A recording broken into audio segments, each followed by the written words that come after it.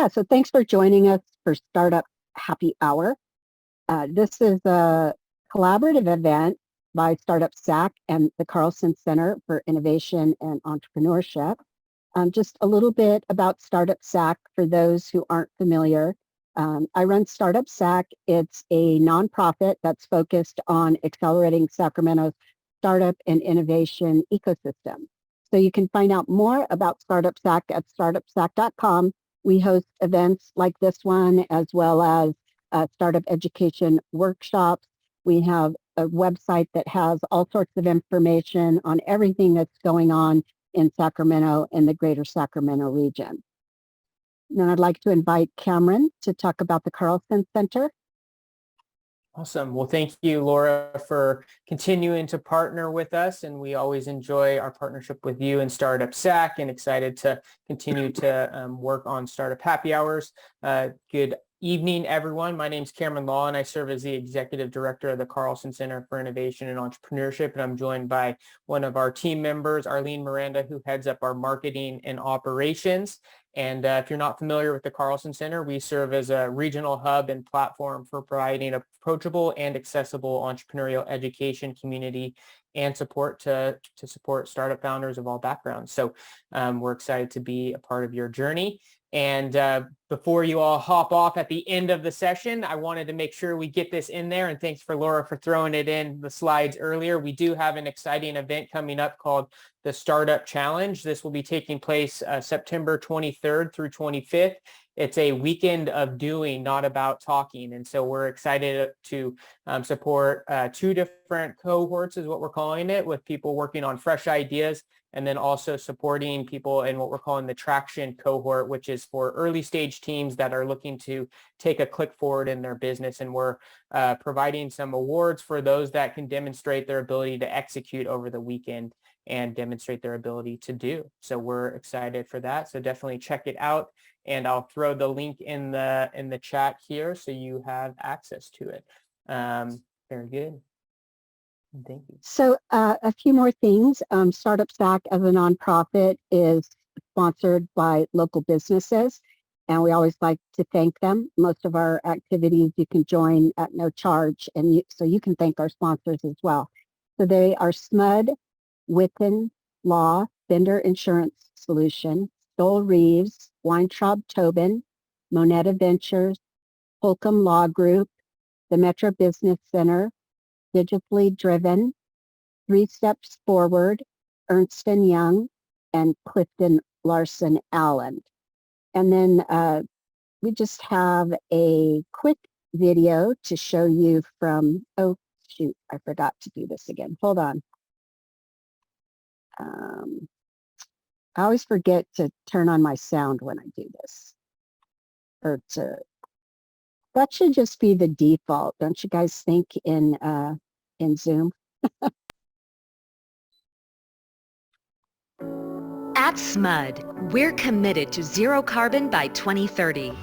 We're creating more energy from renewable resources, reconfiguring our power plants to improve air quality, electrifying our fleet, greening our buildings, and accelerating clean energy with our first grid-scale battery farm.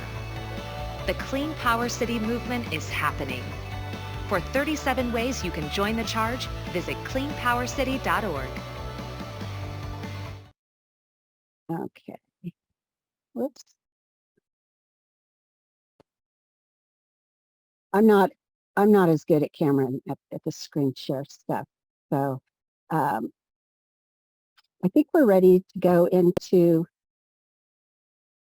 I don't think I have any more slides. So there we go. And I will feature where Edris go. There he is. So we'll give the spotlight to Edris, and then I lost myself, and there I am as well. So we should be the featured spotlights. So awesome. Well, thank you again for everyone for joining us this evening for Startup Happy Hour, and we're excited to have our guest Edris Bemanian, who currently serves as the CEO of Engage3. Engage3 helps retailers and manufacturers manage their price image through accurate competitive data, data science, and artificial intelligence. And it's an artificial intelligence powered software and over the last number of years, Engage3 has been a 6-time Inc. magazine fastest growing company, which is definitely an amazing feat there. And a little bit more about Edris. He is passionate about the intersection of retail, entrepreneurship, technology, and consumer science. In February 2020, Edris became the CEO of Engage3, but he originally joined Engage3 in 2013 as the Director of Business Development, and then served as the COO and General Manager for 4.5 years before becoming the CEO. And prior to that, Edris founded the Think Global Launch Local program in the city of Davis in partnership with the UC Davis Graduate School of Management and the UC Davis Child Family Institute for Innovation and Entrepreneurship, and a local startup accelerator called Davis Roots. So we're excited to have Edris in the space and sharing his experience and expertise in startups and scaling ventures. And so wanted to start a little bit with your story, and would love to, I provided kind of a high level of your bio, but would love to learn a little bit more from you about your journey and kind of just kind of how you got to where you are today in leading Engage3. I appreciate that, Cameron. I'm glad you're also in the spotlight. It's a little disconcerting to just see yourself front of center like that. But no, I appreciate the invite. I appreciate being here. I enjoyed attending these events prior to COVID, and I'd attended quite a few of them, and I lost track of them during COVID. So glad to know they're around, and looking forward to joining more. I think it's really cool to get, think about the time, right? So everyone already had a full work day, and then you're coming in and attending an event like this. I think that says a lot, and it's cool to have a tight-knit, friendly community of people who all have the same interests and objectives. And like you said in the intro, I've always striven to create similar kinds of communities or environments. When I launched the Think Global Launch Local program, I did that while I was a student at UC Davis, and I saw that there was a gap between students who wanted to pursue entrepreneurship or do entrepreneurial things and actual opportunities in the region. That was a while ago, so that's changed a lot, and it's cool to see how Sacramento and even Davis have changed and evolved since then. But back then, it was cool to see how many people jumped at the opportunity to do internships with different startups, or for startup speakers to come in and speak. And like you said, that program's now wound its way back into the UC Davis MBA program. So it's a different program now, but I love to see how everything has evolved. And what I tell people is that I've been in the Davis, Sacramento area for almost 12 years now. When I first got here, I came from the Bay. Very, very different startup scene. You actually didn't, get a lot of participation at all in events like this. And fast forward to now, and you have groups like Moneta Ventures here, right? They weren't here a decade ago. Moneta was the first investor that invested in Engage3 while I was with Engage3. So I'm really excited about that. And then, expand that further, and you see a lot more resources that are available in the region, the area. A lot more people are interested, and a lot of people are looking for jobs with startups. When I first joined Engage3 and we were recruiting people, most people didn't know the concept of equity as a form of compensation in the region, which I think has now become more standard, and people understand it generally more. I know there's still opportunity to spread awareness around it, but the concept of, hey, own a piece of the company that you work for, if it's a non-public company, that was a strange foreign concept. And now people, expect it, which is cool. And people are looking for opportunities to have ownership in the company. They don't see it, view it with suspicion. They view it with maybe excitement to have that. So I jumped around a little bit, but I wanted to jump off of some of the points, Cameron, that you mentioned earlier. In terms of my story, I'm originally from Los Angeles, spent most of my life in the Bay Area, though. Have been in Sacramento for the last 12 years, almost. Been with Engage3 for 8 years. As you said, joined as the Director of Business Development with Engage3 and kind of rose through the ranks, but I was very fortunate and lucky. What I often say, and I quote this a lot, and it's a bit of a cliche, but I do fully believe it's true. Luck is when preparation meets opportunity. I was very lucky to meet the founder of Engage3 when I did. Our company was founded by two brothers who had actually sold the company before. So They were credited with inventing this whole industry called retail price optimization. They started it in Sacramento. You guys will appreciate this story. They could not get funding for the life of them in Sacramento back then. This is in the 90s. They went to everybody, and everybody said, if you want to get funding, come to the Bay Area and have your office here, or go to another market. And they just could not get it. And there was a point after which an article was published in the Sacramento Bee that said the price of progress or success leaving the region, right? And that was really sad. That was really sad in the 90s to have that dynamic where they actually had to relocate their company down to Scottsdale, Arizona in order to receive funding because it was there or the Bay Area. They grew the company there. They created a lot of jobs. They ultimately got acquired by SAP in 2006 for a few $100 million. They created a lot of value.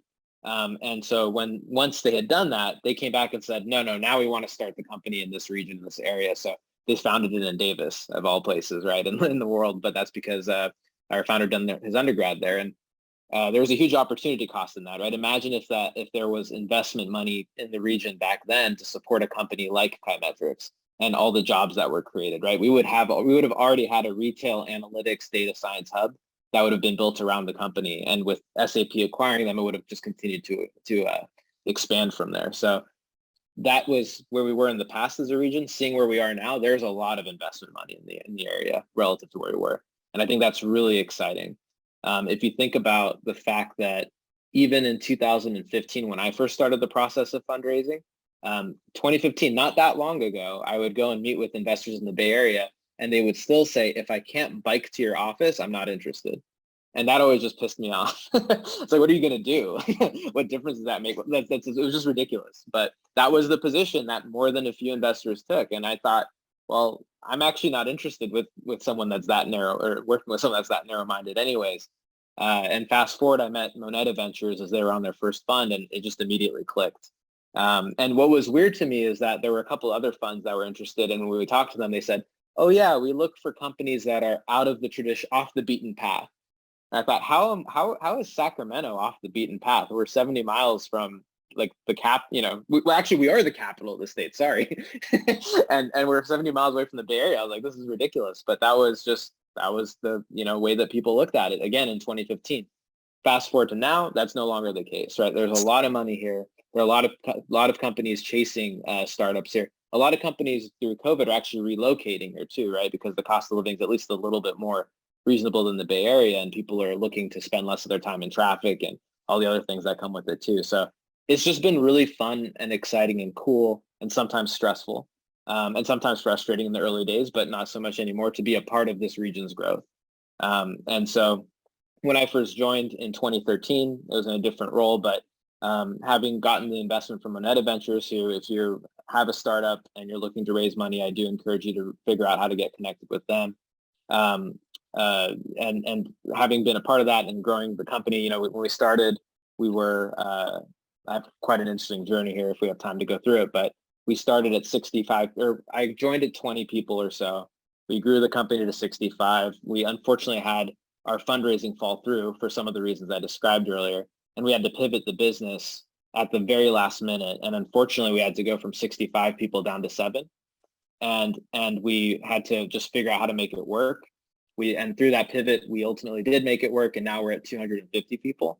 And that's, a function of a lot of the support we got from people in the region, our current investors, prior employees, and so on. So it's been a journey. It's been a roller coaster. There are a lot of different things we can talk about, Cameron. I'll follow your lead on what you think makes the most sense.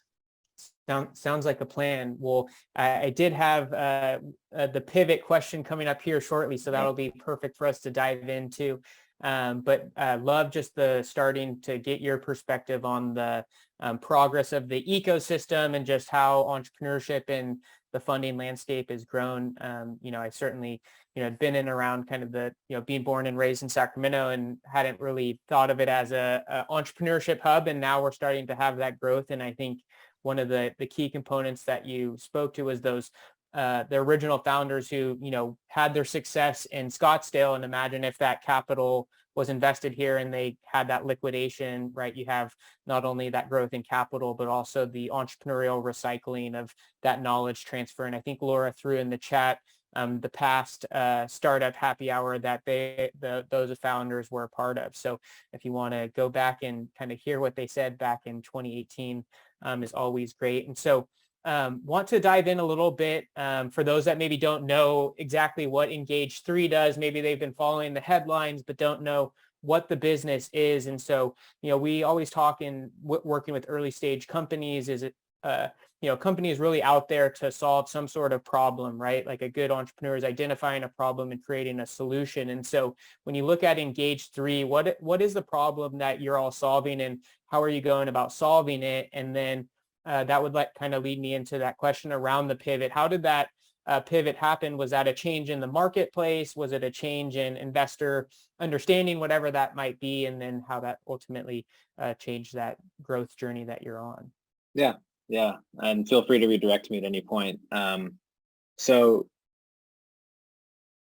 our vision, I think, is the best way to answer that question. Our vision is to actually revolutionize the way products are bought and sold at stores.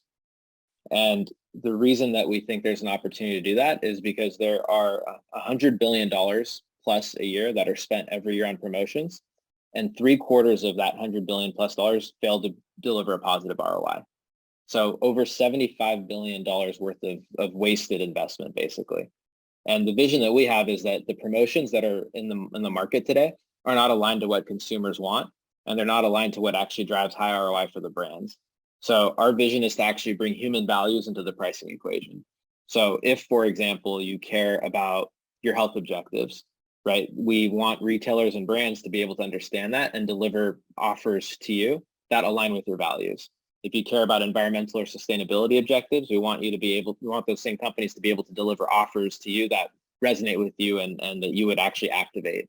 And if you're focused on budget and just trying to make ends meet, we're trying to create profitable outcomes that are a win-win-win across the supply chain for families to get access to promotions that retailers and brands are happy to deploy to them. That's actually where the name comes from, Engage3. It's engaging with the retailers and manufacturers and the consumers. And so that's our vision. That's where we're going. And that's always been the vision, even as we pivoted the company. And I'll come back to that too. Today, what we do is we have the most comprehensive data and price optimization platform in the industry. And so what we do is we help our customers understand who their competitors are, how they compete with them, where they compete with them, how that varies across markets and items. And we help them set the right prices to get the transactions that they need to build loyalty with their customers while meeting their profit objectives. So today we're helping that at a mass market level where we're helping them set their prices in their stores and online. But where we want to go is we want to go down to the personalized level. So, Cameron, we know that you care about, health objectives and sustainability objectives. So the brands and the retailers have an automated platform to deliver personalized offers to you through their loyalty programs, for example, that our pricing engine determines. So that's where we're going. But that's also, part of the vision of where we want to go ultimately. And that's why I joined. That's why I joined when I first met our founder. They had this vision to go take this massive inefficiency and spend and redeploy it in a way that creates win-win-wins for, again, the retailers, the manufacturers, and the consumers.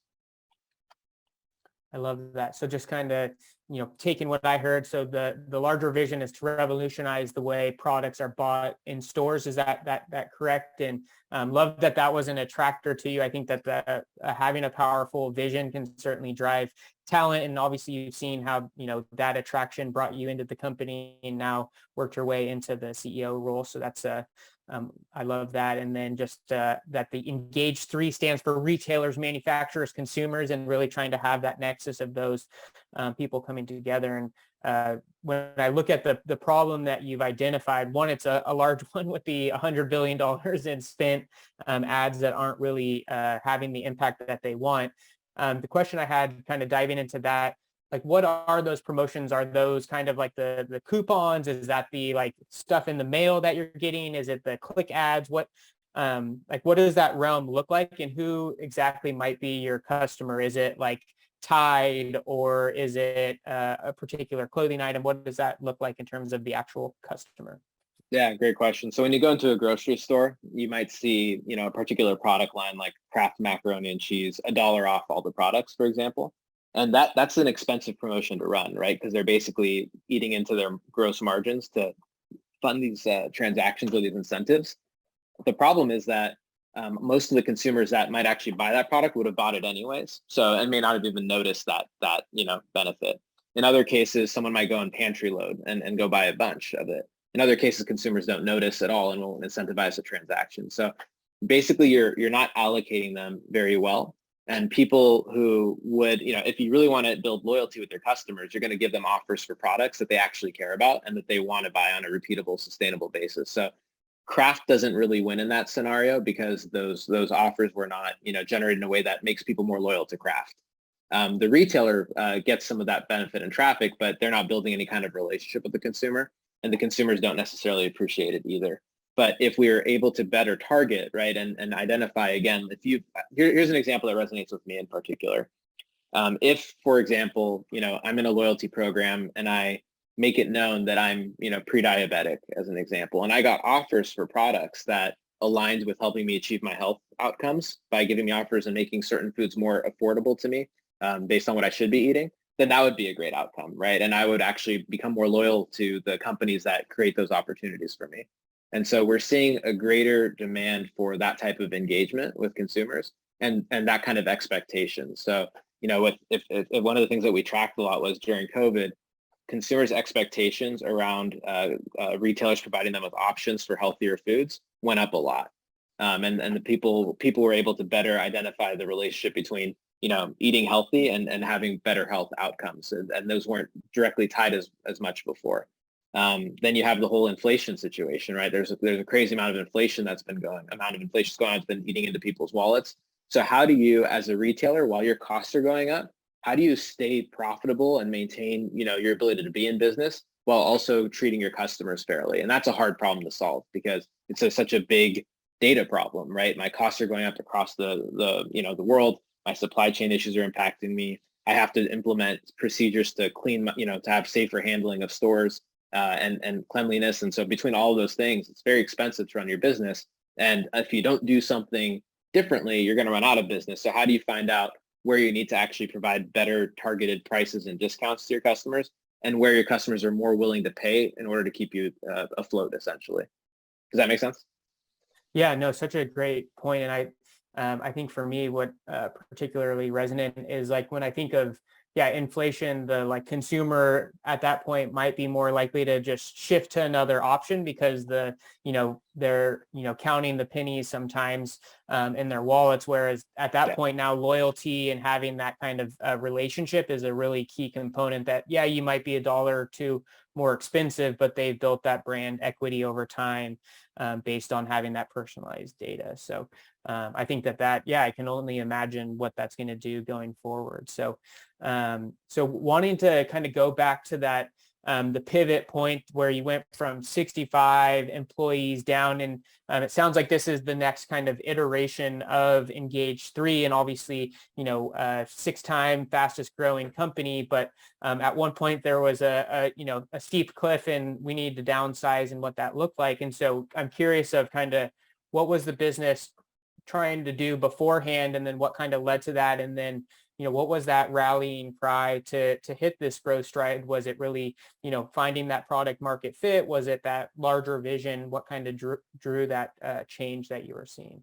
Yeah. So as I mentioned, our founders actually are credited with inventing the whole retail price optimization industry. So with our second company, they launched a mobile shopping application. And the idea of the shopping application, which was called Shopping Scout, maybe you'd heard of it before, and actually had some pretty good traction locally. The idea was to help consumers identify where they can save money on their shopping by pointing them to the most cost-effective stores. But the idea was that the digital assistant or the AI would learn about the customer's preferences over time and be able to then deliver targeted offers directly to the consumer. So again, it was the same vision, right? If you care about health, budget, or something else, we'll help you vote with your dollar. And that was the idea. The difference is that running a B2C business versus a B2B business is very, very different.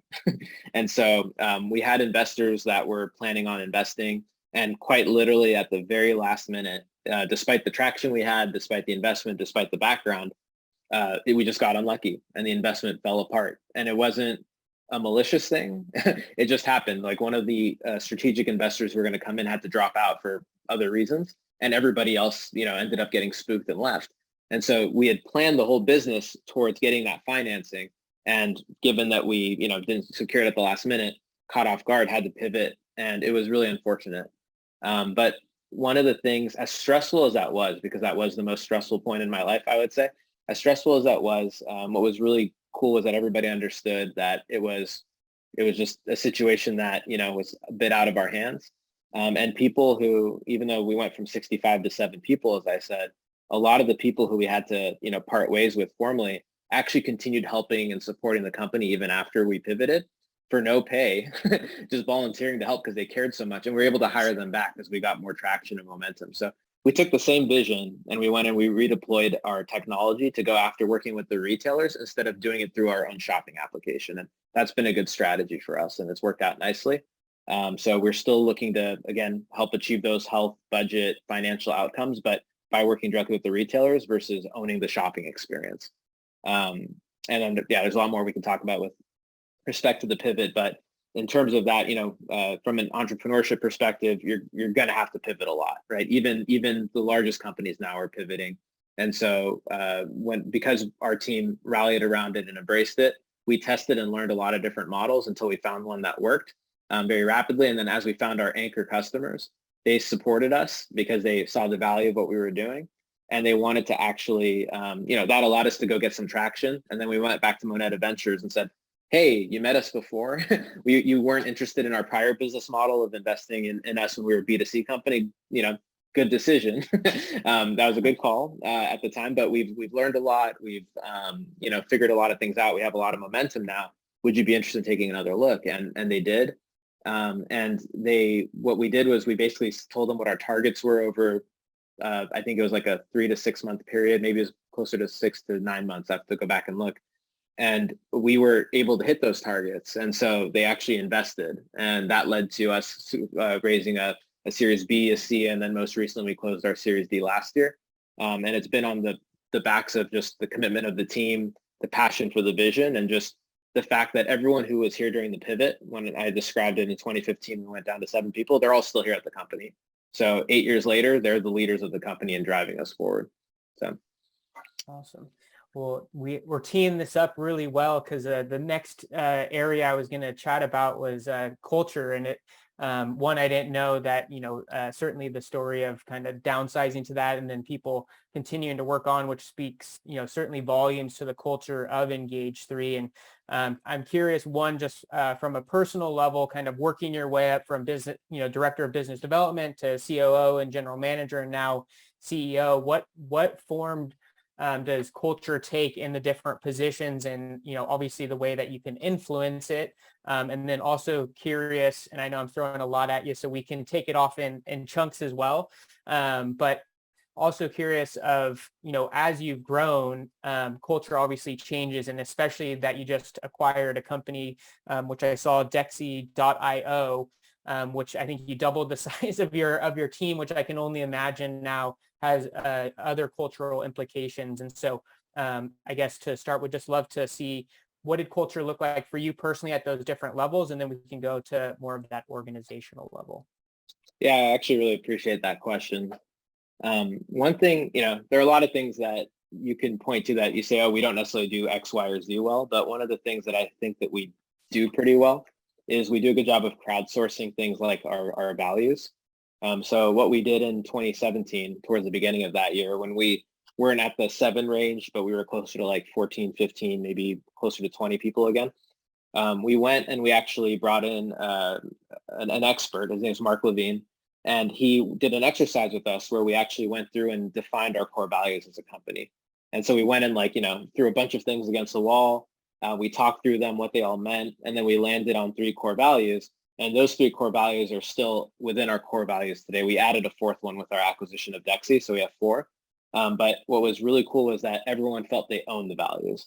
So that doesn't mean that we were perfect and compliant against the values at all times of the day, every moment of the day, but what it meant was that we had all agreed and signed up for it. And so when people were acting outside of those values, there was a common language to have a conversation about that. And, we had a Northern Star for the culture.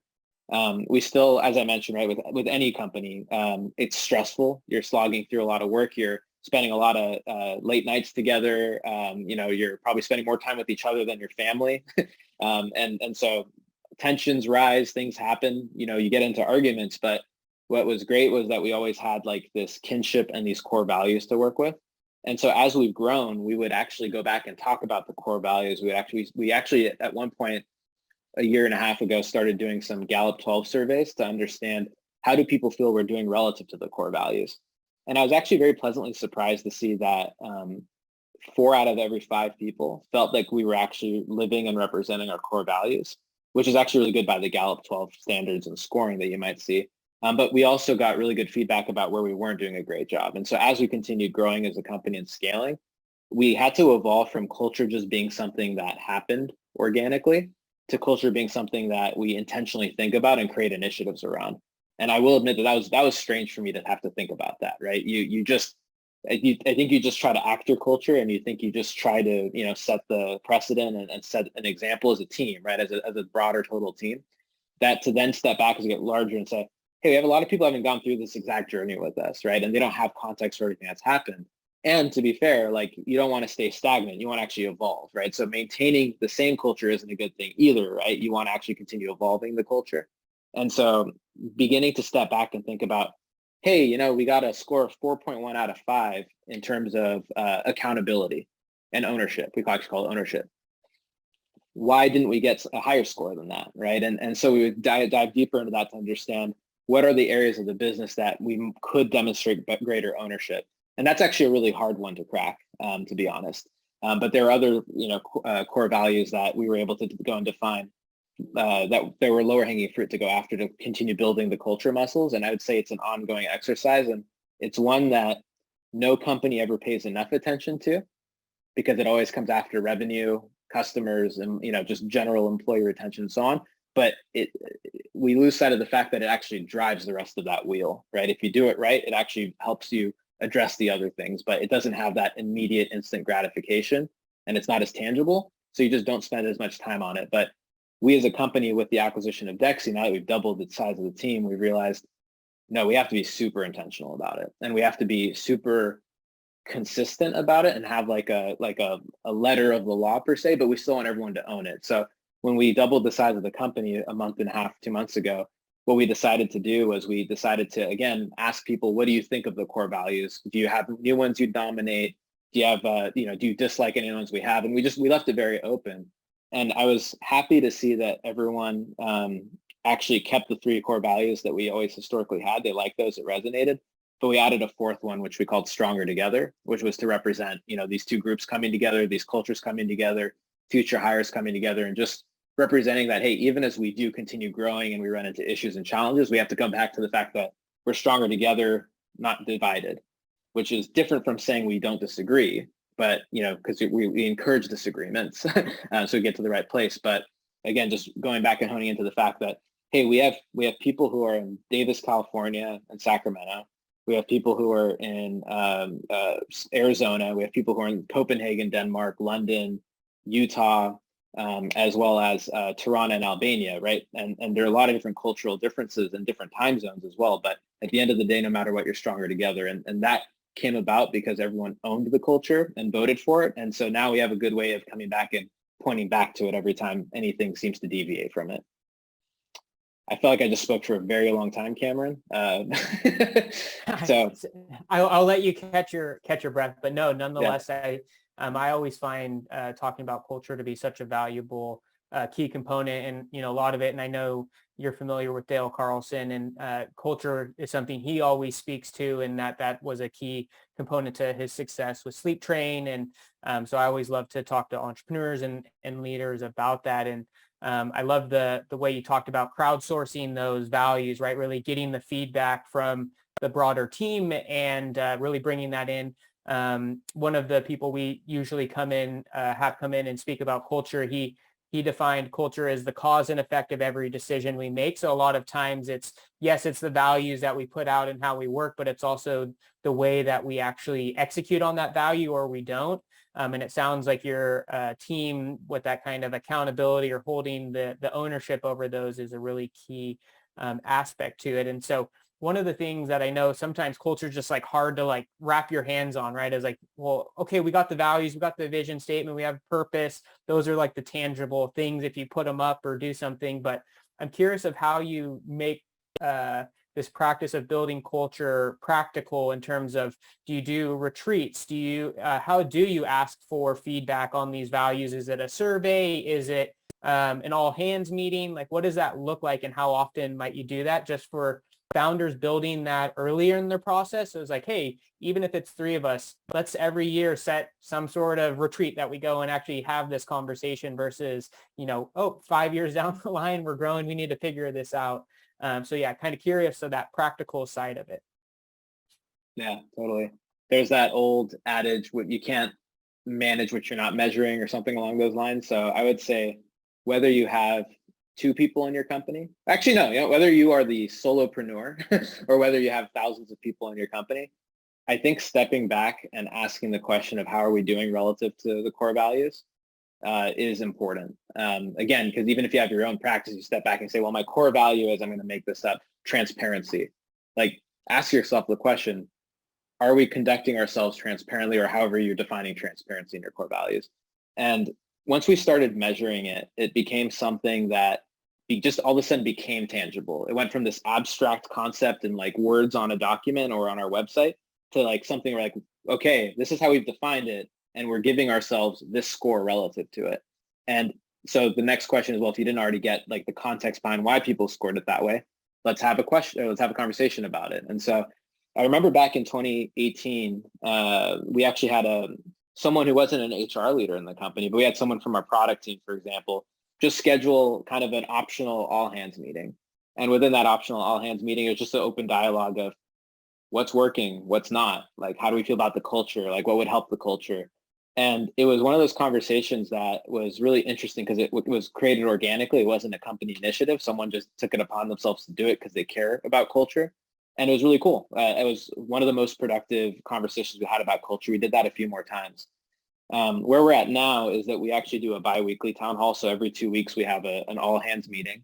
And within that all hands meeting, we're focused on talking about some combination of, business updates, culture, and, what our core values are and what's coming out of them. So as an example, one of our core values is having a growth focused mindset. And so we have just recently launched some new programs that are about L&D, learning and development.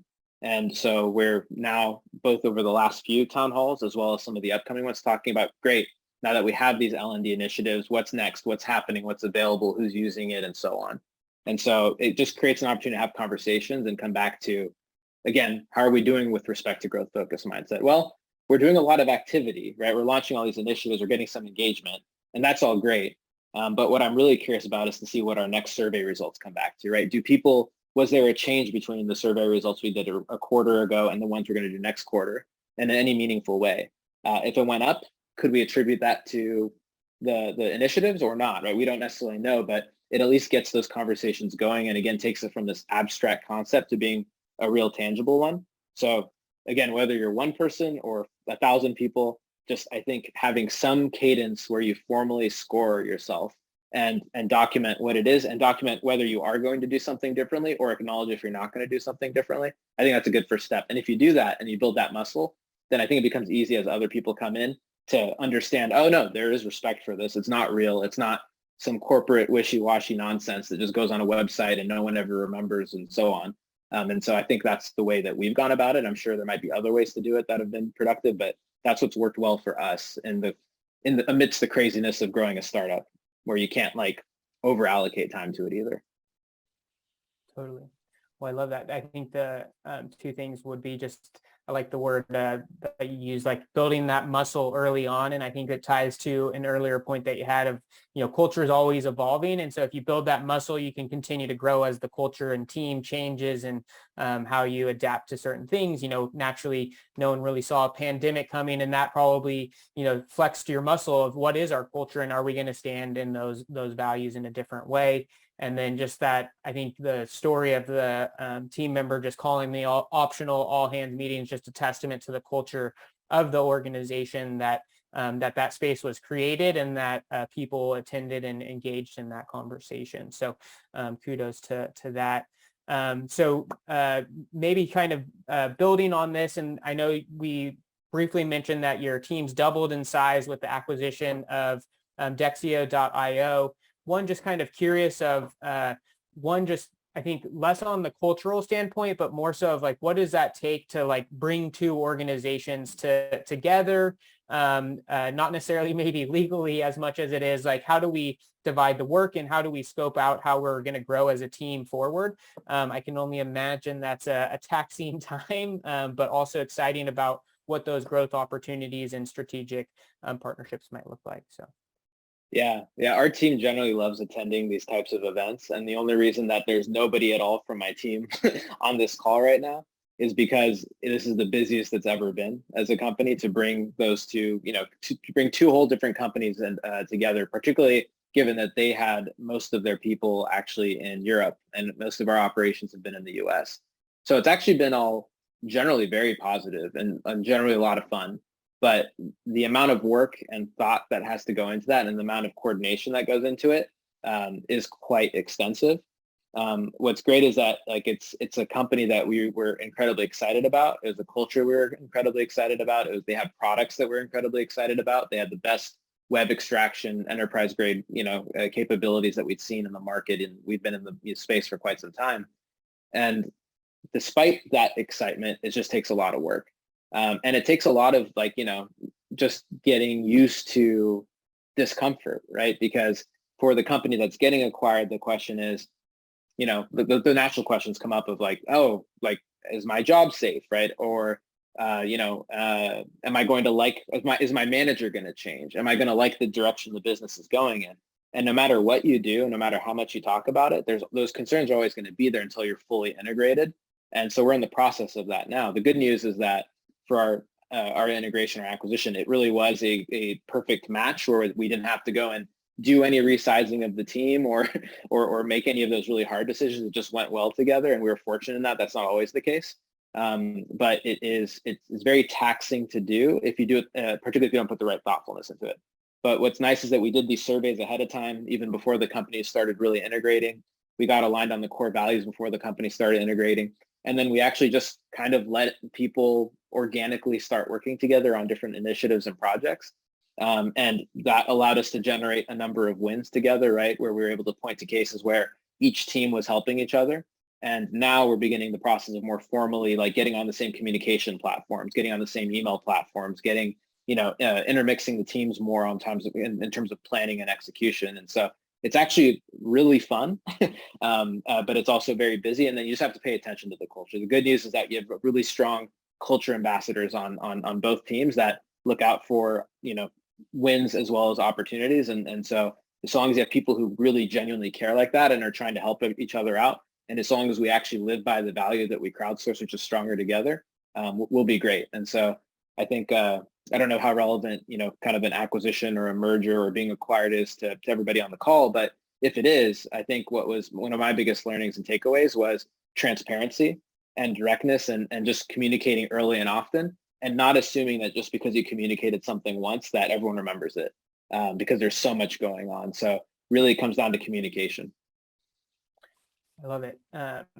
One pulling a point, I love that transparency component. And I think, tying it to maybe even an early stage team or co-founders coming together, there's some still level of like, hey, this is my idea. This is, there's give and take, and you have to find that meshing culture. Obviously less complex because you have way less people to manage and like infrastructure and all of those things, but you're still bringing that together. I'm curious, you used that you have culture ambassadors on either side. Is that like an actual formal position, or is it something that like, someone's kind of owning that role, or is that just you've identified a couple people that you see as those culture ambassadors? Yeah, we did. There's one person on each team that we've formally said, hey, these are your go-tos for anything outside of the general course of business, right? Whether it's culture, core values, or otherwise.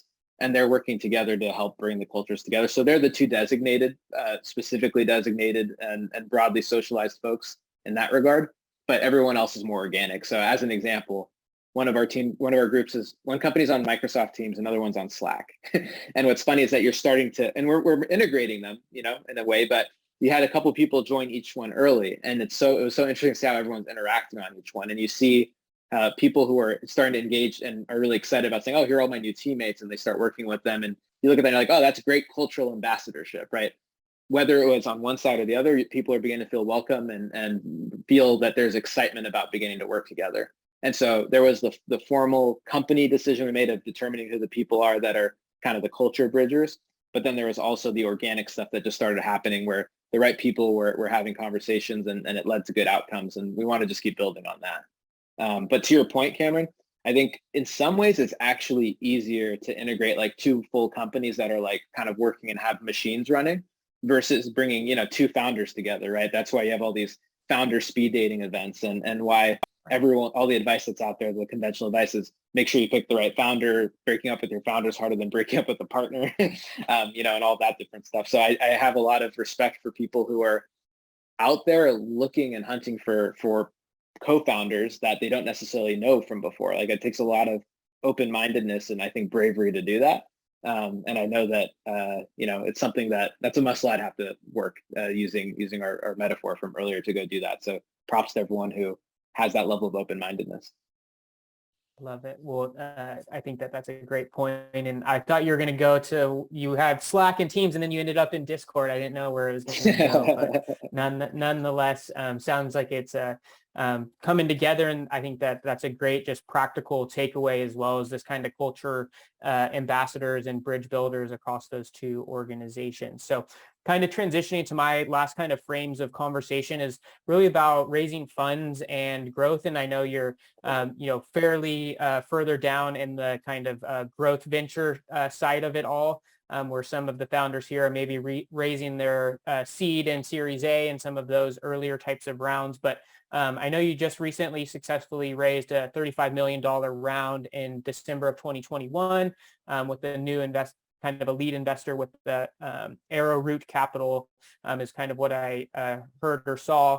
And so part of that capital was to expand into 30 different countries, which naturally, now that I'm kind of connecting dots with Dexy.io, you have that connection there as well. And so curious of how does this expansion look operationally, and how are you trying to go to market in these different countries, and how might that differ than how you've currently done that in, you know, the greater Sacramento region, and then, you know, the United States and the like?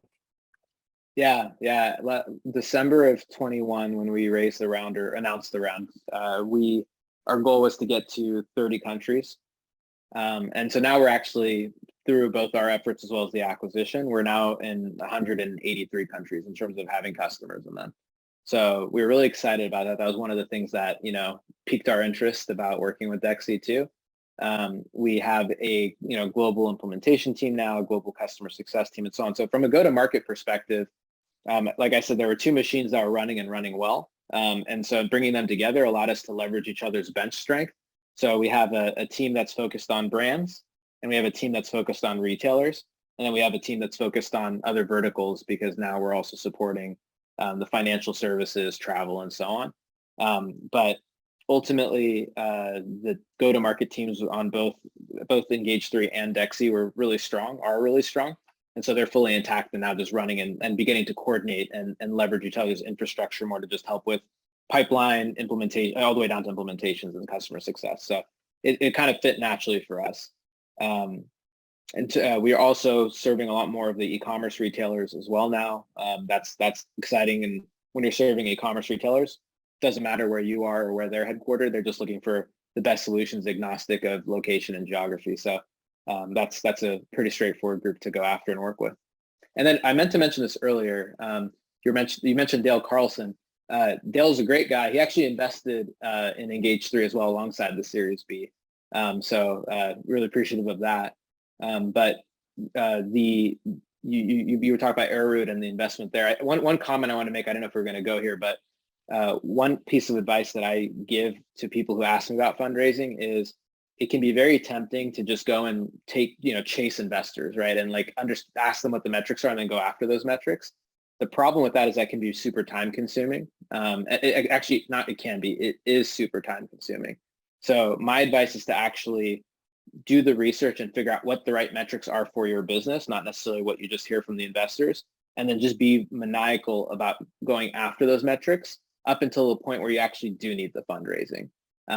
Because it takes so much of your focus that the investors themselves actually want you to focus on building your business and to get the traction and get it to a point where you just need fuel on the fire. They're going to be a lot more hesitant or wary if you need their funds in order to do X, Y, and Z and demonstrate some momentum. So sounds very straightforward, but what happens is that, you get a couple of meetings and then you say, hey, I can keep doing that. And then you start going into the cycle where you keep chasing meetings when in fact you then take your eye off the ball. And instead of executing against the business plan, you're executing against an investor outreach plan, which can be very expensive. So the one advice I would give is go after that, define the right metrics for your business, sanity check them against what the industry VC are saying for you, but then just be laser focused on executing that. And at the right point where you're like, hey, I could go a lot faster now and I have a lot of momentum and the business can afford me to go and spend some time on investing, that's the point at which you really, really commit to that. I love that. That's great feedback for sure, especially as people are gearing up for the fundraising game, how to focus on, what you're still sticking to your business plan and where you need to go and not necessarily just chasing the dollars. But I think that's a great point. And so one of the thoughts is obviously a Series C is very different than a Series B than it is an A. And so I'm curious of how did that fundraising round differ than the 12 million that was raised in 2019, and one, kind of the process, but also to what you're saying of like, what were the kind of focus points and not necessarily metrics, but things that you were trying to demonstrate as you were raising those different rounds? Yeah. I mean, the earliest round is there product market fit, right? Is there, well, I'm going from where we were, there's a stage before that too, but is there product market fit? Can you demonstrate that you're actually solving a problem that customers will pay money to go after, and is the market big enough? And then once you demonstrate that and you get to your next round with, let's call it the Series B, for example, then it becomes about, can I grow within my total addressable market, right? Can I demonstrate traction and momentum? Can I demonstrate that I can keep customers and retain them and grow them over time? So the most important metric for us when we were being evaluated was our retention rate. We have a really, really high customer retention rate, which gets investors comfortable with the fact that, okay, you're not only are you solving a problem that people are willing to pay for, but you're also sticky. You're also tied into some key business workflow that's important. So it'd be hard to unseat you for, one or more reasons. And so that became really important. So there's a customer retention rate, then there's a whole net revenue retention measurement, which is when you're later stage and you've had customers for a while, how much are you expanding or contracting within the customer base and the revenue you have? If you have something north of 100%, you're growing your customers, right? If it's sub 100%, then it's lower, then you're gonna have to explain that. So the less explaining you have to do to describe metrics, and the more that you can just have metrics like high retention rates, high growth rates, an increasing gross margin, the more attractive you will look to the different investors. Depending on the stage that you're at will actually determine what they actually pay attention to, as you're indicating, Cameron. So in the early stage, they weren't really paying attention to what our gross margins were. They were paying attention to what our growth rates were and how big the market was, so long as they can understand that we can grow our gross margin over time. At the later stages, it becomes more about, at our current stage, hey, do you have staying power? Are you a real business? There's so many startups that even if they go and do a fantastic job, they'll never, with their models, be able to be profitable or break even, right? Or grow to a certain rate of critical mass where it becomes interesting for them to go do something like an IPO or get acquired or something along those lines. So again, you don't want to go chase the metrics. You want to find out what are the right metrics for your business. You want to go and do a sanity check against some good resources to know, am I missing any wholly, or do I need to refine how I'm thinking about this? And so long as you then execute against that, you're going to have investors chase you to be a part of that journey. Awesome. All right. So this is my last kind of, I guess, content question, and then we'll finish with the kind of final question. So I'm more prepping the audience to get their Q&A going and ready here. And so we often hear that it's hard to raise capital in the Sacramento area. And just kind of curious, because you've had some local investment from Moneta Ventures, McClatchy, Dale Carlsen, as you mentioned, but kind of curious of what's your perspective on the fundraising here in the Sacramento area and what that might look like for other founders as they're raising capital. I think take advantage of the fact that investors in Sacramento want to find great companies in Sacramento to invest in. So you have that working for you. Whereas, when you go to the Bay Area, there are countless, droves of people who are looking for opportunities. So it's not a big fish, small pond dynamic by any means, because this isn't a small pond, but it is a dynamic where you have people who genuinely actually want to develop the community, right? And you have people who actually want to invest in and have returns. And because the idea, for example, of from Moneta Ventures, what the founder and the partners say, Lokesh, Sabi, Waibab, what they always said is, we want our entrepreneurs who we invest in to come back and then become LPs in our funds later, right? They want them to go have successful outcomes and then become investors in Moneta Ventures. And it's not just something that they say, it's something that they live, and you see it, and it actually happens and has happened many times. And so take advantage of the fact that people actually want you to be successful, and focus on the right things that demonstrate that you're a good, viable, strong business. And once you do that, that is the right point at which to actually go out there and have some conversations and understand if there's alignment between what you want and what you're looking for and what they are looking for.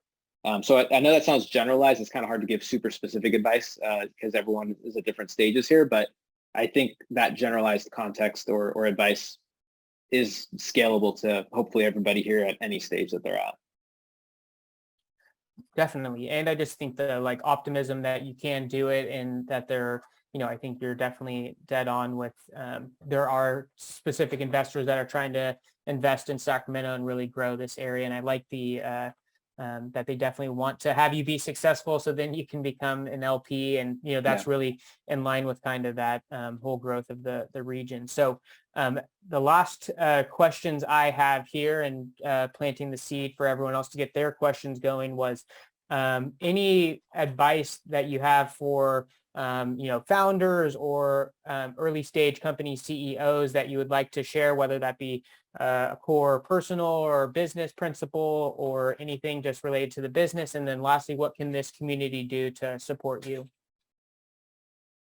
Yeah, I think the hardest lesson that I've learned, and I keep learning week over week and trying to remind myself to not lose, is it's not a bad thing to ask for help. And it's not a sign of weakness to ask for help. It's actually really good to be vulnerable. We joke about this a lot. We call it the Superman complex here. I know we didn't come up with that term, but we use that, or at least a group of us use that quite a bit. Just because you can solve every problem doesn't mean that you should solve every problem. Just because you can do something doesn't mean you should, right? So in the early days, I asked everybody under the sun that, I had a relationship with to help me in one way or another. Whether it was collecting data that we wanted, or helping recruit other folks that we needed, or just getting advice on things, again, across the board. And so I think the biggest thing really is that it's okay to be vulnerable and ask for help. That's the advice I give.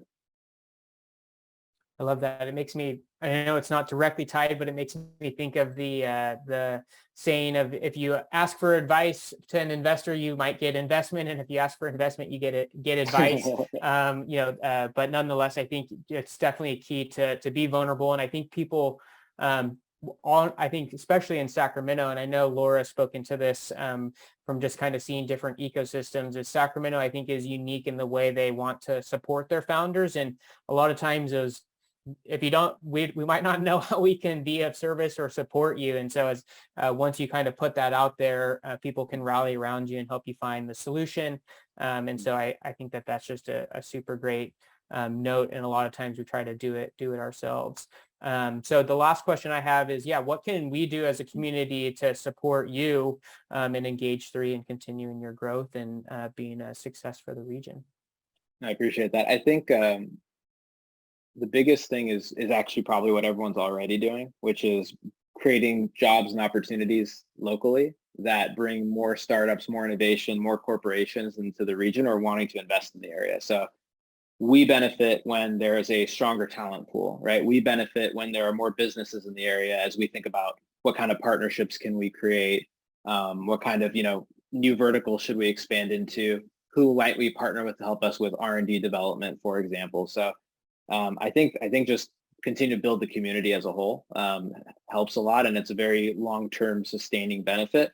And we have benefited from that quite a bit as a company over the last 8+ years that I've been with Engage3.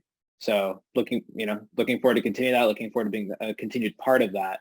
And right now we're just super heads down, as I mentioned, on the integration of our two companies. So there's not much else we're focusing on right now, but I look forward to, as we raise our heads out of that, to driving more of the broader community initiatives too, to the extent that we can be helpful.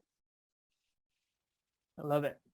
Awesome. All righty. Well, I just want to, before we turn it over to broader Q&A, just thank you, Edris, for the time, and really enjoyed having this conversation with you, and loved learning more about yourself as well as Engage3 and the different forms that it's taken over the years. And we're looking forward to seeing your continued growth and success for our region. So feel free to get those Zoom hands going, and I can call on you to bring your question on in. If you don't know how to do that, I'm happy to bring that in via the chat as well.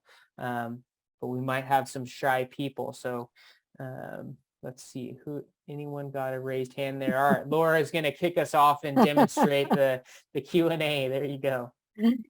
Yeah, so you touched on this, Edris. I hear from a lot of startups, especially early stage, that are looking for pre-seed funding, and maybe they've talked to 3 investors, and each investor has given them completely different advice about what they think they should go do with their business. And so they're confused. What would you recommend those startup founders, those very early stage founders, do with that advice? Yeah, I experienced that myself, which was funny, hilarious, and frustrating. And even if you get consistent advice, it ends up being a moving target sometimes, right? Where it's, hey, if you're a website or an application, right, get 10,000 monthly active users and then come back and talk to us. You go back with 10,000 monthly active users. Actually, we're looking at 50,000 monthly active users, right? You can end up trying to optimize for the wrong metrics if you just kind of blindly go with the advice of the people you're talking to, whoever it might be. So I think my advice to those founders who are getting different advice is, go find a comparable company. Who is the closest company to you that is successful that you can identify? And usually they're called a comp. And what are the metrics that they're being measured on, right? Or what seems to be driving their success? And how do I tie my business metrics to that, right? What can I learn from all these different companies and what they're doing to get there, right? If your objective is to, fund your own lifestyle out the gates, then obviously you're going to have to go and prioritize your, not just revenue, but bottom line revenue, right? If you're kind of creating a lifestyle company or a consulting company. If you're trying to create a high growth startup that you envision is going to go all the way down to a Series E or F, right? Then it's going to be a maniacal focus on growth historically, right? And so it's what are the companies that are in my space or adjacent to my space doing? How are they growing? How do they get investment? And how do I replicate that in a way that makes sense for me? So I know I'm not answering it, Laura, in a super specific way. I'm just kind of going back to the point of it isn't a one size fits all. And even when you talk to investors who come from the same mold, like you said, they might give you super different advice. So rather than focusing on chasing metrics, focus on what actually builds the business that you want and that gets you towards the outcome that you're going after. Does that make sense? Yeah, it does to me. And I often tell them, at the end of the day, you're the founder, you're the CEO, you're the one who needs to make the decision about where your business is going. And maybe those investors aren't the right investors for you. I've also had founders talk to 3 investors and then be discouraged that none of those investors decided to invest in them. And so they think they don't have an investable idea. Yeah. But they need to talk to a lot more investors than that. What would you recommend? I remember reading Howard Schultz's book of Starbucks, and I think his ratio is I think he said I talked to 3,000 investors before I got to 1 investment. I don't remember if it was 3,000 or 1,000, but it was around that order of magnitude. Yeah. And I thought I'd spoken to a lot of investors in the early days. So when I saw that, I was like, wow, okay, that just took grit. And it was truly a numbers game, right? At the point at which he actually needed an investor, he went after it aggressively, attacked it, and he got it done. But he was not demotivated by the fact that he had 2,999 no's before it got to the yes or whatever the number ended up being. So in a sales funnel, it's usually like, you get 10 no's before you get a yes, right? But in the investor community, it's probably closer to 1,000, right? Or something close to that, unless you get lucky. Right. So no wonder raising capital can take so much time and focus away from running your business. Yeah, exactly. Yeah. Right. It looks like we got June who has a hand raised. So there you go. Thank you. Thanks for giving us your story. I really loved it when you said you went down to 7 employees and then you rebuilt again. That is really cool. But I'm wondering, as an early stage founder, what was your favorite book? And also, is there a favorite movie you have about either Silicon Valley or business, something that's entertaining and sort of interesting and on point? Thank you. I appreciate what you said. Thank you. And I also like that question a lot. I'll give you my favorite book, favorite show, and favorite podcast, and see if that helps. So my favorite book is this book called The Hard Thing About Hard Things. I don't know if you've heard about it, but it's actually, interestingly enough, from Mark Andreessen of Andreessen Horowitz, which is one of the largest investment funds in the world. But he talks about his early experiences as a founder with his first 2 companies.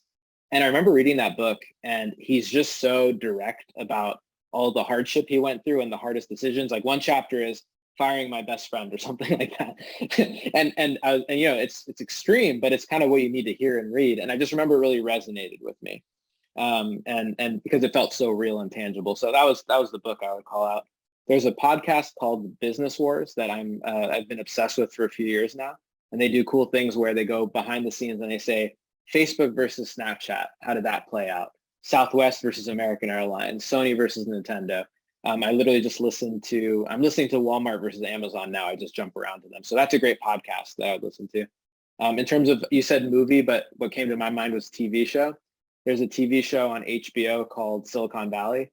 And I just think it's hilarious because if you've gone through and done the whole investment play, right, and if you've been a part of a startup that's growing, they make so much fun of the whole experience, and it's both hilarious and painful to watch because you can relate to it. So it's a little bit over the top. It's a little bit, racy, I guess, in a sense in some ways, but Silicon Valley is a hilarious show that I could go back and watch a few times. So hopefully that answers your question. But I enjoyed the question. Thank you so much. Yeah, thank you. All right, next we got Harsh. Oh, Harsh is on mute. Hey, Harsh, sorry, you're on mute. Harsh, you're on mute.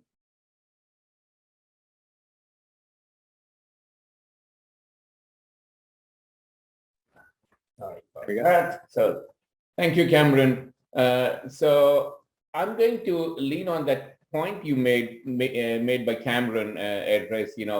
Go to an investor and you ask them for advice, and you might land up with some money. And if you ask them for money, then you are going to get a ton of advice on what you should do and how you should change your slides and the pitch. Yeah. And so, Edris, can you comment a little bit about that, particularly with respect to your very first round, or you've raised your first round from quite a few investors, and comments about the first one and how you found this thing, because everyone wants to give a lot of advice, and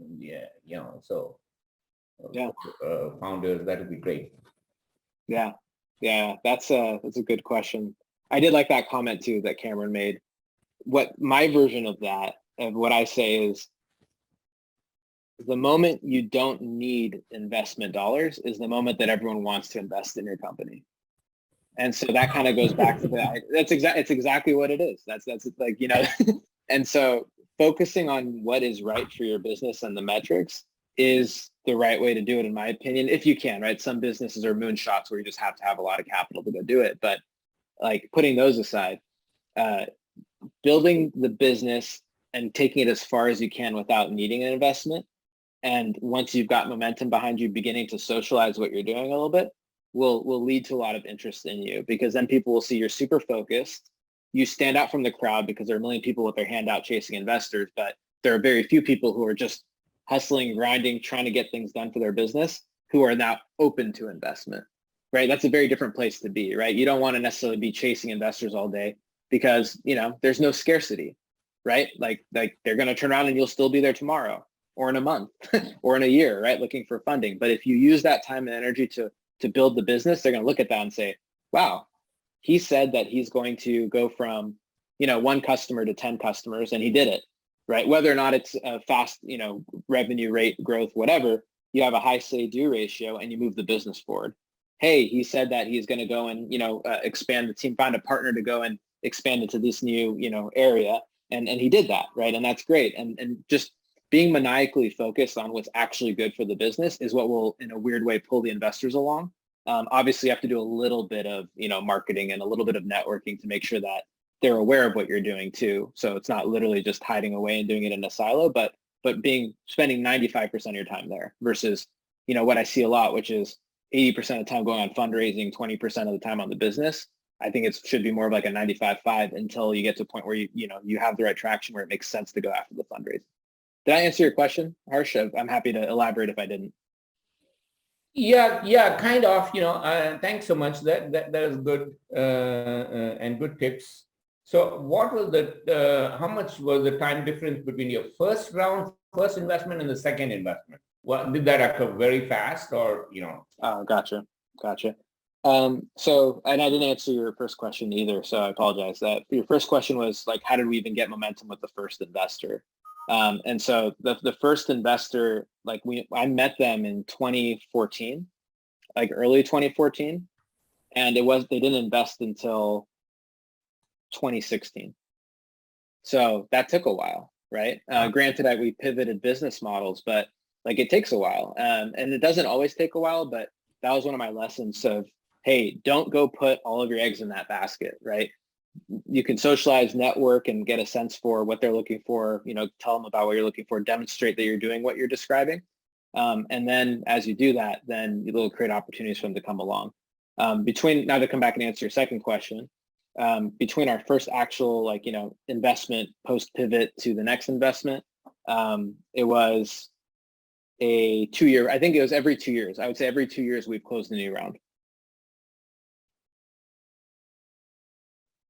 Oh, great. Thanks so much. I'll let it move on to the next person. Thank you so much. Yeah, thank you. Thanks for the question. All right. So, Paolo, you have the next question. Okay. First of all, thank you very much for your story and your time. My question is, in your opinion, what is the biggest day-to-day challenge of startups? Yeah. Biggest challenge day to day for a startup? I think it's focus. And the reason I say that is there are a million things you can do, but time is your most precious resource, right?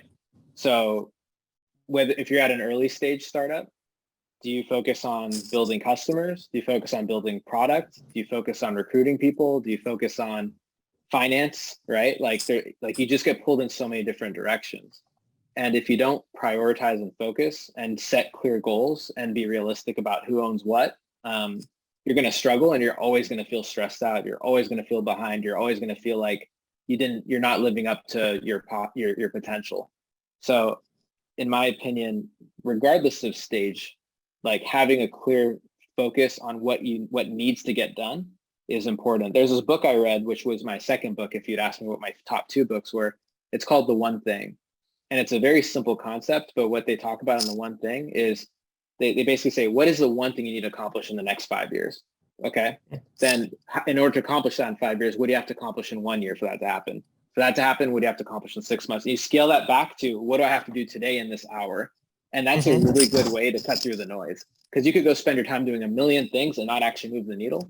But if you focus on the one thing and you get that one thing done every single day, then you're at least moving forward with, some momentum in the right direction. So all that is a long way to say focus and prioritization. Oh, nice. And how do you think the senior consultants can help startups, and in your opinion? With the what students? Sorry? Oh, what kind of students? Could you say that one more time? For example, I am a consultant for small companies, okay? Consultant. And I help consultants. Yes. Got it. No. I misheard you. My bad. In general, I guess it depends on what you're consulting for, right? I've been a consultant myself. I had my own consulting firm before. The question is, what problem are you trying to solve, and why is it that, from a consultant perspective, why is the way that I'm going to help you unique, right? Why should you choose me to work with out of everyone out there, given how limited your funds, time, and attention are? So I think consultants who don't do the spray and pray approach, right? They're very thoughtful and intentional about what they come forward and say, like what problem they can help you solve. Those are the ones that have the most success and the ones that, get the biggest audiences usually, right? If someone comes and says, hey, let me help you with marketing, right? That doesn't actually necessarily resonate with me, right? But if someone came and said, I'm making this up as an example, right? Hey, I saw in your last press release announcement that you are expanding into, 30 new countries. We actually have operations and a network and a proven track record of doing that, helping companies scale in, these 10 countries. I'm happy to, here's some tip that I'm going to leave with you from a learning. If this was helpful, and if you're interested in learning more about how I can help you do X, Y, and Z, then I would love to have a conversation. That is an email that at least gets read, right, and thought about, or at least forwarded on to the right person. What happens today is you get millions of messages that are just kind of, again, the spray and pray, right? Just the numbers game of it. And when you don't have any kind of personalization, like why, you just don't have the time to follow up on those. So in our case now, we've used consulting firms in different ways. Some of them to help us develop our products faster. Others we've used to help us implement with our customers and so on. So we've worked with a lot of different consultants, and we've had some great experiences and we've had some very poor experiences. I think being really specific about the problem statement, what we're solving, how we're differentiated in solving them, and having a clear goal of how we solve them and why there's a positive ROI from the engagement is really what has resonated for us. Thank you very much for your time and for answers. Yeah, thank you, Paolo. All right, it looks like Arlene has her hand raised next. I do. Thank you. Edris, you seem like you live focus and focusing on the one thing, and your trajectory definitely demonstrates what a good leader you are. But I myself went through a lot of mergers and acquisitions working for AT&T, and I know that there's a population of people that, as you mentioned, the discomfort, they're not productive. This is going on and they're tripping so much about their insecurities and what's going to happen and trying to, that they're not productive. How do you rally those people to keep things moving and get them on board? The reason that I talk about focus and prioritization so much is because it's actually not what I'm naturally good at. I'm naturally like someone who likes to do a million things at once, and the risk of that is you get nothing done. Like I am naturally, yeah. Yeah. So we're kindred spirits, Laura, right?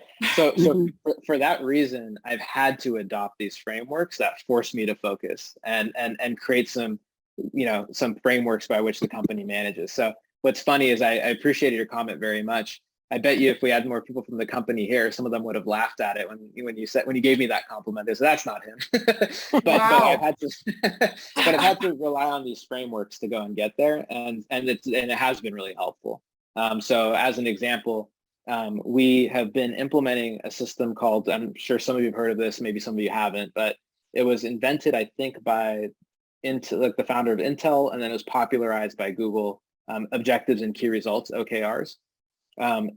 Just before this meeting, I was in a meeting about our OKRs with some of our objective leaders, and it basically says, who owns what? How are we measuring success? What are the things that have to happen for that thing to occur? Who needs to be involved? It's basically like this cascading set of objectives and things you have to do to get those objectives done.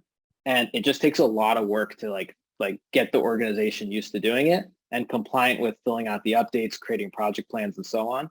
So what we've done is we've come, and what we're working on, I should say what we're working on, to be honest. To be honest, what we're working on right now is demonstrating to everybody in the company what role they play within the OKRs. Because once they see that, they can say, oh, I have something that is really important to the company that I'm responsible for and working on. So I can stop worrying about all the other noise out there and just know what I need to do to be successful and help the company be successful. And that took a lot of effort to get to that, because in the past, as I mentioned, based on my personality, it was kind of like everyone does everything all the time. And we just outgrew that scale, and it was beginning to hurt us. So now we have to go to these frameworks. That makes perfect sense. Just coincidentally, just last Friday, we had a workshop on OKRs with Jim Lamort. Cool. That's awesome. Wrote the book. So yes, thank you very much. Awesome. Appreciate that. That's awesome. Yeah, if anyone wants to watch the recording, we do have it on our YouTube, so you can check that out. I'm gonna have to go Laura, check it out. Yeah, well, I can follow up with it and connect you to Ben for sure. All righty, Laura, it looks like you got the next raise. Yeah. I'm excited to ask it. So, Edris, when you started with Engage3, you came in as business development, so sales, basically. And we haven't talked a lot about sales today yet. And I know a lot of our early companies, the CEO actually has to get the first customers. So maybe the first 10 customers before they can bring on someone who can do biz dev, unless, that's one of the founders, that's their specialty. Do you have any advice for getting your first customers? Yeah, to your point, the chief evangelist officer has to be closely involved, right, with getting that first customer. One of my early mentors described the early customer adoption as missionary selling, and said, yeah, you're out there doing missionary sales because you don't have the ability to reference sell. You can't say, look at all these people who are using my product and they're awesome. You should use it too. It solved their problems. You're out there pitching to them opportunities in such a way that there aren't always going to be tangible things to reinforce it. So my advice would be, I think it's very tempting to just kind of run into it and just talk to a lot of people. And it's actually a good instinct to have, right? Because you're going to learn a lot through that process. If you want to get serious about closing some of those deals, I think you have to step back and think about who really is the customer persona. Like, who am I actually trying to sell to?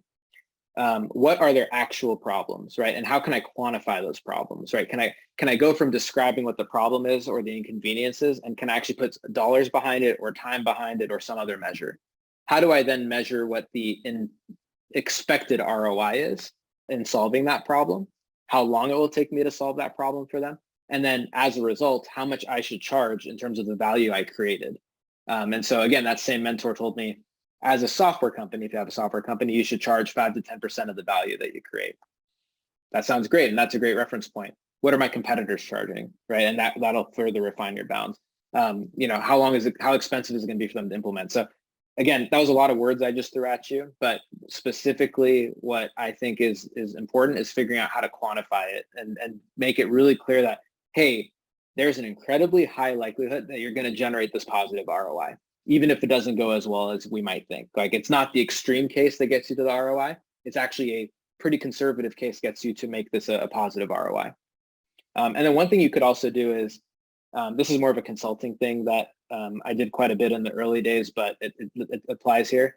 When I first started my consulting company, I couldn't, I was a nobody. And so what I did was I actually went and leveraged my network, reached out to people and figured out who could I do some work for free that I can then leverage into go away from the missionary sales to the reference selling, basically. And so I went and I did a project with the Department of State. And I did it for free. And I just said, all I want is for you to take a reference call. And it was a very time-consuming project, but we did it. Another group was MTV News back in the day. And so we did these projects and we said, we're going to do this for free so I can come back and actually generate revenue later as long as it'll be a reference. And that was like, so those are some of the best investments that I made in terms of time. And so I think just don't be afraid to do that kind of work early on. to build traction, learn, and then launch off of that to go and make money at that point.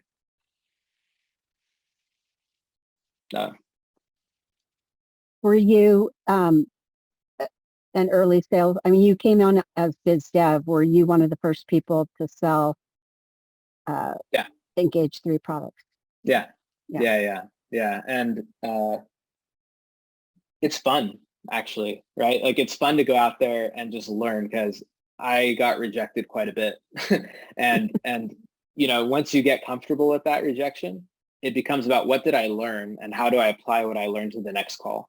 Mm-hmm. You know, we talked about the Howard Schultz, you know, sales pipeline, which was somewhere between 1,000 and 3,000 people to get to the one close. You could live that on the sales cycle, right? But once you do figure it out, and once you get one person to say yes, that tells you that you're going to be able to then get multiple people to say yes. So it's actually super exciting to then go build on it. So yeah. Very cool. Thank you. Yeah, thank you. I got a question for you, Edris, if no one else has their hand raised. And I know I interviewed you all for an hour or so, but so the thought that I have, or question I have, is a little bit more about you personally, and like as a leader, curious of kind of now that you have an expanded team across the globe, different time zones, curious of how you manage your time and keep from burnout, all those types of things. What have you built into your daily, weekly, monthly process to continue to be sane, maybe not sane for individual as well? So just curious of how you go about doing that. Yeah, definitely not sane, like you said. But what I've noticed is I haven't figured it out. I haven't figured out the perfect balance, but what I have noticed is on weeks where I play tennis or soccer, I'm a lot happier that week and for the week that follows. On weeks where I don't do that and I don't take the time to go and do something that releases my stress and gets it out there, I am grumpier, I am less happy, I'm less pleasant to be around, and I don't have the same energy level. So I found that like you can grind and just work hard and nonstop for a while, right? You can sprint. Surprisingly, we as humans can sprint for a long time in this regard, right? And you kind of can trick yourself into thinking that just because you're so enthusiastic and excited, you're invincible. You can keep that up forever.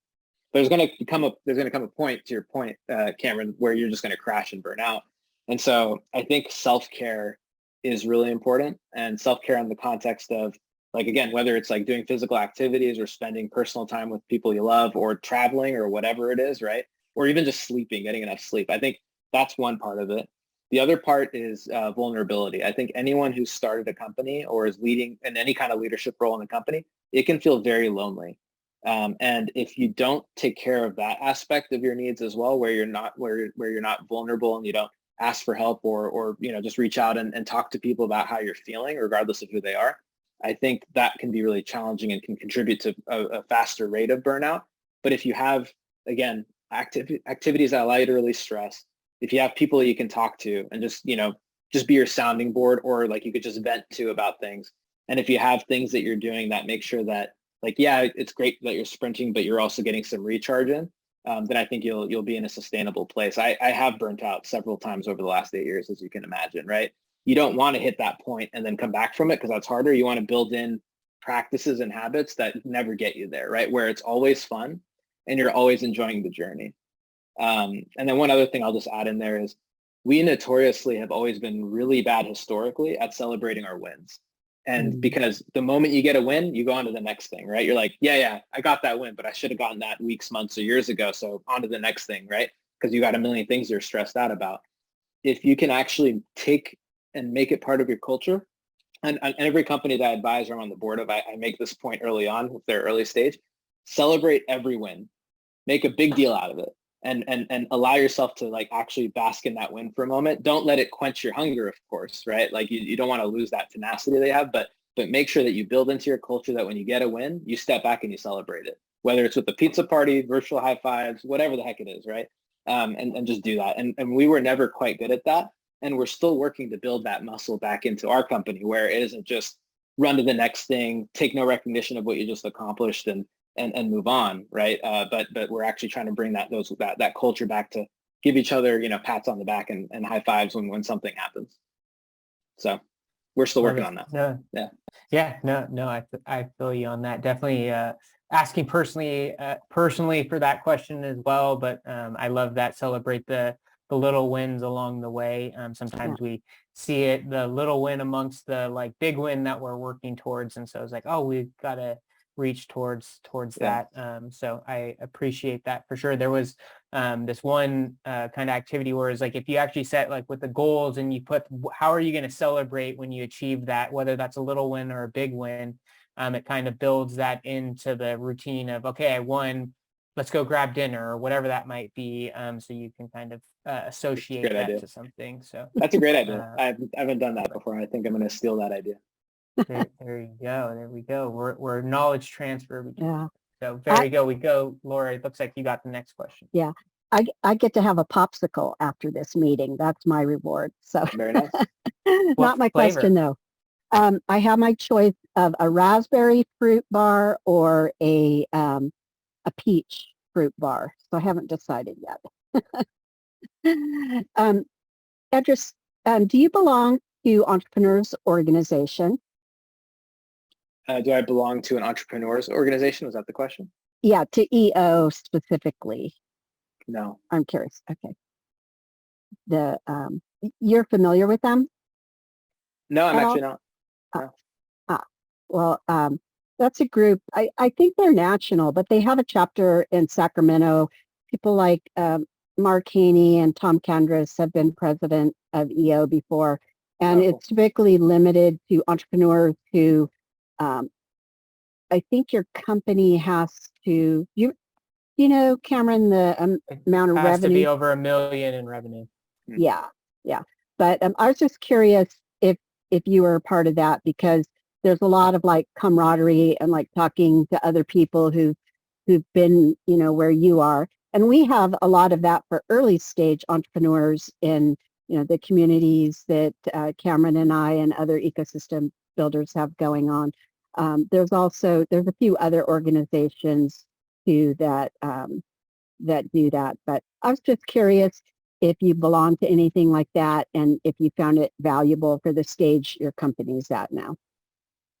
I always kick myself after the fact when I like have an experience where I talk to people and I get a really good idea and it helps solve a problem that's been in the back of my mind for a long time.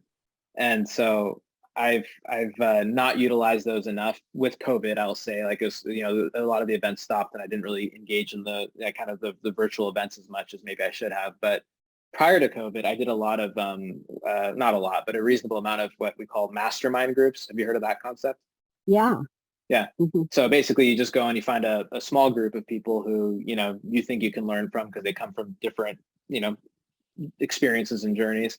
And you just get together and you talk about your challenges, you talk about what your goals and where you want to go. And if it's the right group dynamic, then again, like just being vulnerable, having an environment where you can be really vulnerable about your challenges and learning from what other people have gone through can just, if nothing else, be a stress reliever again. But more than likely, you'll actually get good ideas. So I've always really liked those kind of tight-knit focused groups, but I've also appreciated the broader networks that have resources and infrastructure to help. So thankfully our investors, you know, you asked about our stage of company. We have investors who have good infrastructure to help us with recruiting. You know, they helped us with the acquisition that we did in terms of evaluating the company, doing all kinds of due diligence. They're people I can just call, you know, and get advice on any kind of topic. So to find those mentors or people in your network or supporters, I totally think is a good use of time. And it's an intangible ROI, but with the right group and the right design, it can be massive. So good stuff. Yeah, thank you. Yeah. So Cameron, you think it's time to wrap up? Yeah, I think that sounds like a good plan. I know I'll have you share the screen maybe. And as you're doing so, just want to make sure we give Edris a round of applause here. We'll give you the virtual one, but I'll, since I'm unmuted, give you the claps, but appreciate you coming in and sharing your experience and leading Engage3 and going through the pivot and just so much knowledge transfer. And we always love this forum for founders and other entrepreneurs to learn and appreciate that all that you're doing and putting Sacramento further on the map, and look forward to many more successes to follow in what you're building. So thanks to you and Laura for putting on a great event. Appreciate it. Thank you. Thank you, Edris. So you will become part of our Hall of Fame here. So if you liked what you heard from Edris and you'd like to hear from other founders in the greater Sacramento region who have some success under their belt, if you go to the, I think Cameron's going to put the link in there, but startupsac.com/StartupSac happy hour, we have recordings of definitely all of the happy hours we've had and during COVID, since that's so easy to do on Zoom. But we also have some audio recordings of one's past, like the one I posted in there with Ken, the co-founder of Engage3. So go check that out. It's good on-demand learning, learn through storytelling. So I got some good news for you on upcoming events. In September, we are going to have an in-person startup happy hour. It's going to be at the Red Rabbit in Sacramento. That's in Midtown Sacramento on J Street. And we'll have more information coming out about that in the next week or so.